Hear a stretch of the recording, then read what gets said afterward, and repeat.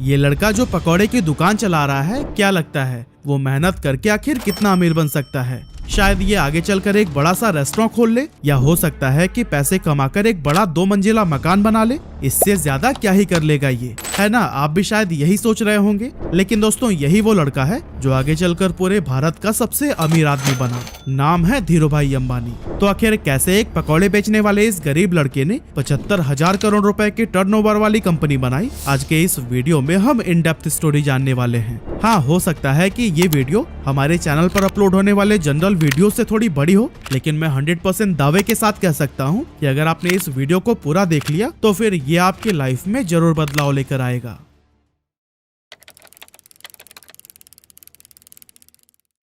तो दोस्तों, इस कहानी की शुरुआत होती है 28 दिसंबर 1932 से, जब गुजरात के चोरवाड़ गांव के एक मिडिल क्लास फैमिली में धीरजलाल हीरालाल अंबानी का जन्म हुआ था। और यही साधारण सा दिखने वाला लड़का आगे चलकर धीरूभाई अंबानी के नाम से फेमस हुआ। इनके पिता हीराचंद गोवर्धन भाई अंबानी गांव के ही स्कूल में बच्चों को पढ़ाने का काम करते थे। और कुछ इसी तरह से जब धीरूभाई अंबानी 5 साल के हुए, तब उनका एडमिशन बहादुर खानजी स्कूल में करा दिया गया। हालांकि धीरूभाई अंबानी को पढ़ाई लिखाई से कोई खास लगाव नहीं था, फिर भी पिता के डर से न चाहते हुए भी उन्हें स्कूल जाना ही पड़ता था।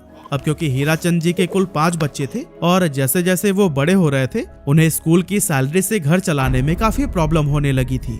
और दोस्तों, इसी गरीबी और तंगहाली से ही परेशान होकर एक दिन धीरूभाई अंबानी ने फैसला किया कि अब वो पढ़ाई छोड़कर कोई काम करेंगे। वैसे तो बेटे के इस फैसले से हीराचंद काफी नाराज हुए और उन्हें वापस स्कूल भेजने की कोशिश में लग गए, लेकिन धीरूभाई के जिद के सामने उन्होंने भी हार मान ली। अब दोस्तों, यहाँ धीरूभाई काम तो करना चाहते थे, लेकिन आखिर करें क्या, ये उन्हें समझ नहीं आ रहा था। और इस तरह से काम की तलाश में वो इधर उधर घूमते रहे। और फिर इसी टाइम पर वह अपने गांव के एक मंदिर पहुंच गए। उन्होंने देखा कि अक्सर सुनसान रहने वाले मंदिर परिसर में आज बहुत भीड़ लगी हुई थी। जब पता किया तो मालूम पड़ा कि यह भीड़ हर साल फरवरी के महीने में किसी प्राचीन मान्यता की वजह से लगती है। अब इतनी बड़ी संख्या में श्रद्धालुओं को देखकर धीरूभाई ने सोचा कि यहाँ खड़े खड़े इन लोगों को भूख तो लगती ही होगी, क्यों ना इस मौके का फायदा उठाकर यहाँ पकौड़े बेचे जाएं। और दोस्तों, अभी तक धीरूभाई को उनके पिता की तरफ से जो भी थोड़ी बहुत पॉकेट मनी मिलती थी, वो उसे एक गुल्लक में जमा कर देते थे। लेकिन अब उस गुल्लक को तोड़ने का समय आ चुका था। उन्होंने बिना किसी देरी के गुल्लक तोड़कर पैसे निकाला, उससे ठेला खरीदा और मंदिर के पास ही पकौड़े बेचने लगे। अब दोस्तों, इस धंधे से उन्हें शुरुआत में तो बहुत प्रॉफिट हुआ, लेकिन कुछ समय के बाद जब श्रद्धालुओं की संख्या कम होने लगी तो फिर उनकी आमदनी भी लगभग न के बराबर रह गई। ऐसे में उन्हें लगा कि अब यहाँ पर समय बर्बाद करने से कोई फायदा नहीं, इसीलिए उन्होंने अपना ठेला बेच दिया और सारे पैसों को बैंक में जमा करा दिया। आगे चलकर वो फिर से किसी काम की तलाश में लग गए और फिर उस दौरान उन्होंने देखा कि बहुत सारे लोग यमन में काम करने के लिए जा रहे हैं और आज से पहले जो भी वहां पर गए थे उनकी फाइनेंशियल कंडीशन काफी बेटर हो गई थी। लेकिन इसके पीछे की वजह क्या थी, इसका जवाब ढूंढने पर धीरूभाई अंबानी को पता चला कि यमन में इंडिया से कई गुना ज्यादा पैसा बनता है। इसीलिए धीरूभाई अंबानी 1950 के दौरान महज 17 साल की उम्र में अपने बड़े भाई रमणिक लाल के पास में यमन चले गए। वहां पहुंचने के बाद से रमणिक लाल ने एबीसी कंपनी के पेट्रोल पंप पर धीरूभाई अंबानी को काम दिला दिया और यहाँ काम करते हुए उनकी सैलरी 300 रुपए हर महीने की थी। अब दोस्तों, इस पेट्रोल पंप पर काम करते टाइम धीरूभाई अंबानी लोगों को कई अलग अलग प्रमोशनल मेथड से इनकरेज करते थे कि वो ज्यादा से ज्यादा पैसों का पेट्रोल डलवाएं। अब दोस्तों, उनके ऐसा करने की वजह से पेट्रोल पंप का रेवेन्यू काफी ज्यादा बढ़ गया और उनके काम से खुश होकर उन्हें पेट्रोल पंप का मैनेजर बना दिया गया। अब क्योंकि प्रमोशन होने की वजह से पेट्रोल पंप पर काम करने के बाद भी धीरूभाई के पास काफी टाइम बच जाता था, तो ऐसे में उन्होंने सोचा कि इस खाली टाइम में क्यों ना एक जॉब कर ली जाए। और फिर ऐसा सोचकर वो एक जगह पर क्लर्क के तौर पर भी काम करने लगे। अब दोस्तों, हम इंडियन दुनिया के किसी भी कोने में क्यों ना चले जाएं, पर अपनी चाय की आदत को नहीं बदल सकते। और धीरूभाई को भी चाय पीना बहुत पसंद था। अब वैसे तो इसके लिए उनके पास 2 ऑप्शंस थे, या तो वो रोड साइड पर 10 पैसे की चाय पिए या फिर किसी 5 स्टार होटल में 1 रुपए की। लेकिन यहाँ पर धीरूभाई ने 1 रुपए वाली चाय को ही चुना, ताकि वो चाय की चुस्कियां लेते लेते आसपास के अमीर लोगों की बातों को सुनकर ये जान सकें कि आखिर वो ऐसा क्या करते हैं कि वो इतने अमीर हैं। ऐसे ही एक दिन जब वो चाय पी रहे थे, तभी उन्होंने अपनी बगल वाली टेबल पर बैठे 2 लोगों की बातें सुनी, जिसमें एक व्यक्ति दूसरे को बता रहा था कि क्या तुम्हें पता है, हमारे यमन में जो चांदी के रियाल के सिक्के चलते हैं ना, उनमें लगी चांदी की कीमत इस रियाल से भी ज्यादा है। यानी कि 100 रुपए के सिक्कों में 110 रुपए की चांदी है। अगर कोई इसे पिघला कर निकाल ले तो फिर उसके पास पैसे ही पैसे होंगे। अब वैसे तो ये अमीर लोग इस बात को बस मजाक मजाक में कर रहे थे, लेकिन धीरू भाई ने इसे सीरियसली ले लिया। उन्होंने एक मशीन खरीदी और फिर लाखों की संख्या में सिक्कों को पिघलाना शुरू कर दिया। जैसे जैसे धीरू भाई का यह काम आगे बढ़ा, मार्केट में सिक्कों की कमी होने लगी और गवर्नमेंट भी इस बात से परेशान थी कि आखिर ये सिक्के जा कहाँ रहे हैं। और दोस्तों, जब गवर्नमेंट ने इस बात की जांच के लिए इन्वेस्टिगेशन टीम बनाई, तब धीरू भाई अंबानी का नाम सामने आया।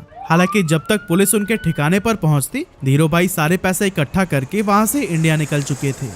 ये साल था 1958 का, जब धीरू भाई वापस अपने घर पहुंचे और जब उनके पिता ने यह सुना कि वो नौकरी छोड़कर आए हैं, तो वो काफी ज्यादा नाराज हुए। रिश्तेदारों ने भी काफी क्रिटिसाइज किया, लेकिन फिर भी उन्होंने किसी की भी बातों पर ध्यान नहीं दिया। दोस्तों, यमन से वापस आकर कुछ समय गांव में बिताने के बाद उन्होंने कोकिला बहन से शादी कर ली और फिर उसके बाद अपना बिजनेस स्टार्ट करने के लिए मुंबई चले गए। 1958 में ही उन्होंने 50,000 रुपए की पूंजी के साथ रिलायंस कॉमर्शियल कॉर्पोरेशन नाम से ऑफिस खोला और मसालों का व्यापार करने लगे। कुछ समय के बाद उन्हें पता चला कि मसालों की बजाय अगर सूत का व्यापार किया जाए तो उससे ज्यादा फायदा होगा, लेकिन प्रॉब्लम ये थी कि उनके पास इस व्यापार के लिए पर्याप्त पैसे नहीं थे। इसीलिए उन्होंने अपनी कजन चंपकलाल दमानी के साथ मिलकर व्यापार करने का सोचा, जो पहले उन्हीं के साथ यमन में रहा करते थे।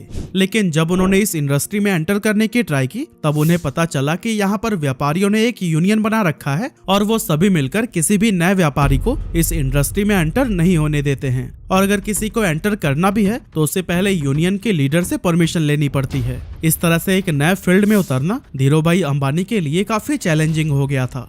हालांकि काफी मेहनत मशक्कत के बाद उन्हें ये परमिशन तो मिल गई, लेकिन इसके बाद उन्हें पता चला कि वो जिन फैक्ट्रीज से सूत खरीद रहे थे, उन्होंने भी एक यूनियन बना रखा है और जिन्हें फाइनल प्रोडक्ट बेचा जाता था, उनका भी एक अलग यूनियन है। इस तरह से ये सभी मिलकर इन बीच के ही व्यापारियों को लूट रहे थे, क्योंकि एक तो फैक्ट्री वाले सूत महंगे में सेल कर रहे थे और दूसरी तरफ खरीदार उसे सस्ते में ले रहे थे। बीच में नुकसान हो रहा था धीरू भाई और उनके जैसे कई सारे व्यापारियों का। ये सब देखने के बाद धीरू भाई ने एक बहुत बड़ा स्टेप लिया और अपने यूनियन के सभी मेंबर्स को इकट्ठा करके यह डिसाइड किया कि हम सब फैक्ट्री से सस्ते में माल उठाएंगे और महंगे में बेचेंगे, ताकि हमें भी अपने हक का पूरा प्रॉफिट मिल सके। हालांकि ऐसा करने पर मुंबई के कई बड़े व्यापारी नाराज हो गए और इसीलिए उन्होंने एक IAS ऑफिसर को पैसे खिलाकर उस जगह पर ताला लगवा दिया जहां पर खरीदारी के लिए बोली लगाई जाती थी। लेकिन दोस्तों, धीरू भाई अंबानी का दिमाग भी किसी से कम थोड़ी था। उन्होंने जब गोदाम में ताला लगा देखा तो अपना विरोध जताने के लिए यूनियन के मेंबर्स के साथ मिलकर अपना सारा माल उसी IAS ऑफिसर के घर के सामने रखवा दिया। अब कुछ ही घंटों में उस IAS ऑफिसर के घर पर बड़े ऑफिशियल्स आने वाले थे और अगर वो घर के सामने बिखरी हुई बोरियों को देख लेते तो फिर उन्हें IAS के हरकतों का पता लग जाता। इसी वजह से अपनी नौकरी को बचाने के लिए कुछ ही मिनटों के अंदर उस IAS ऑफिसर ने ताला खुलवा दिया और धीरू भाई समेत उन सभी व्यापारियों का कारोबार फिर से चल पड़ा। अब दोस्तों, इसके कुछ साल के बाद तक तो सब कुछ सही चल रहा था, लेकिन फिर चंपकलाल दमानी और धीरू भाई अंबानी के बीच में डिस्प्यूट होने लगी। असल में दोनों का बिजनेस माइंडसेट बहुत ज्यादा अलग अलग था, इसलिए 1965 में चंपकलाल दमानी ने पार्टनरशिप खत्म करने की सोची और फिर दोनों अलग हो गए। 1966 में धीरू भाई अंबानी ने गुजरात के नरोदा में टेक्सटाइल मिल शुरू की और फिर यहाँ से उन्होंने कभी भी पीछे मुड़कर नहीं देखा।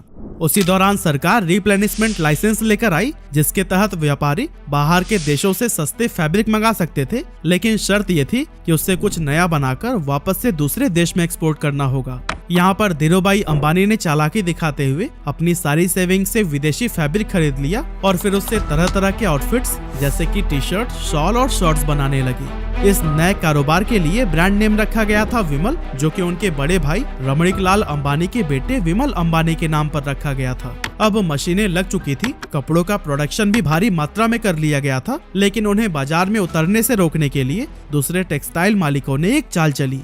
एक्चुअली उन्होंने अपने सभी रिटेलर से यह कह दिया था कि अगर धीरू भाई अंबानी से आपने माल खरीदा तो फिर वो उन्हें आगे से माल नहीं देंगे। लेकिन दोस्तों, दूसरे टेक्सटाइल मालिकों की ये साजिश भी धीरू भाई अंबानी को रोक नहीं सकी। धीरू भाई पूरे देश में घूमे और रिटेलर्स को ये भरोसा दिलाया कि वो माल उन्हीं से ही खरीदे। उन्होंने सभी रिटेलर्स से ये वादा किया कि अगर नुकसान होगा तो उनके पास आना और अगर मुनाफा हुआ तो अपने पास रख लेना। धीरू भाई की ये बात थोक व्यापारियों को भी भा गई और उन्होंने उनसे जमकर कपड़े की खरीदारी की। अब चूंकि पॉलिस्टर की क्वालिटी मार्केट में मौजूद बाकी ब्रांड्स के मुकाबले बहुत ही बढ़िया थी, इसीलिए विमल के कपड़ों की डिमांड बहुत तेजी से बढ़ने लगी। और दोस्तों एक मौका तो ऐसा भी आया जब एक ही दिन में देश भर में विमल के 100 शोरूम्स का उद्घाटन किया गया और विमल उस जमाने का नंबर 1 पॉलिस्टर ब्रांड बन गया। इसके अलावा वर्ल्ड बैंक की टीम ने जब धीरू भाई के नरोदा स्थित कपड़ा मिल का इंस्पेक्शन किया तो फिर उन्होंने इसे इंडिया का बेस्ट टेक्सटाइल मिल कहा। साथ ही यहाँ पर बने हुए कपड़े डेवलप्ड कंट्री के स्टैंडर्ड्स पर भी एक्सीलेंट साबित हुए। लेकिन दोस्तों ये सफर धीरू भाई अंबानी के लिए इतना आसान नहीं था, क्योंकि जब इनके कॉम्पिटिटर्स को ये पता चला कि धीरू भाई अंबानी रिप्लेनिशमेंट का गलत फायदा उठा रहे हैं, तब उन्होंने धीरू भाई अंबानी पर केस कर दिया। इसके बाद से धीरू भाई अंबानी ने ये सफाई दी कि शर्तों में ये कहाँ लिखा गया है कि बाहर के देशों से माल मंगाकर 100% प्रोडक्ट को ही एक्सपोर्ट कर देना है। असल में धीरू भाई अंबानी विदेशी फैब्रिक से बनाए गए कपड़ों में से कुछ हिस्सा फॉरेन मार्केट के लिए रवाना कर देते थे और फिर बाकी का डोमेस्टिक के लिए रख लेते थे। और दोस्तों उनकी इस स्ट्रैटेजी से उनके बिजनेस को काफी प्रॉफिट भी हुआ। साथ ही विमल देश सहित विदेशों में भी अपनी अच्छी पहचान बनाने में कामयाब हो गया। इस एरिया में मिली सफलता के बाद धीरू भाई अंबानी ने धीरे धीरे कई और भी दूसरे सेक्टर्स में अपने बिजनेस को एक्सपैंड करना शुरू कर दिया।